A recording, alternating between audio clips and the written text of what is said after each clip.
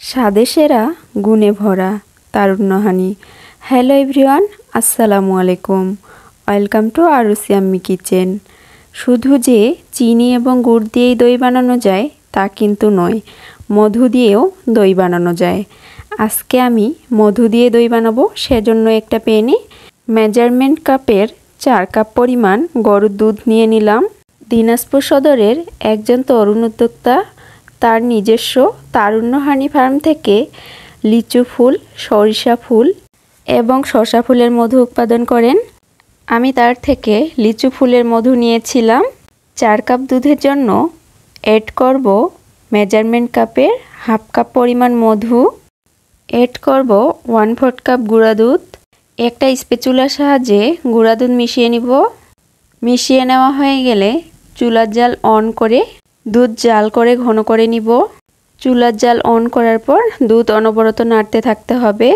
কিছুক্ষণ জাল করে নেওয়ার পর দুধ অনেকটাই ঘন হয়ে এসেছে। এবারে চুলা থেকে নামিয়ে নিব।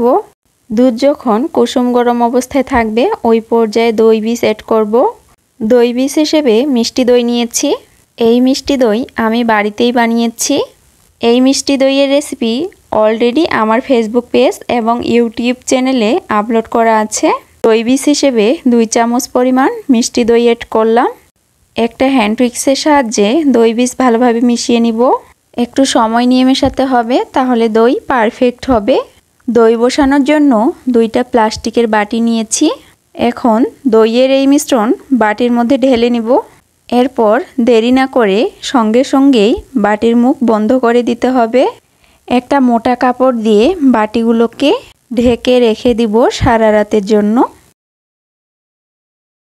চলে আসলাম সকাল সকাল দইগুলো চেক করতে পারফেক্টভাবে জমেছে কিনা।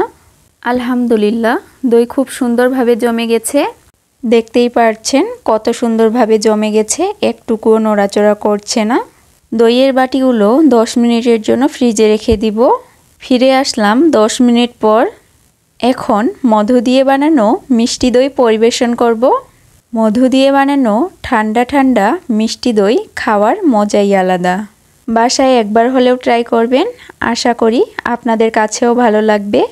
আজকের রেসিপি কেমন লেগেছে অবশ্যই কমেন্ট করে জানাবেন।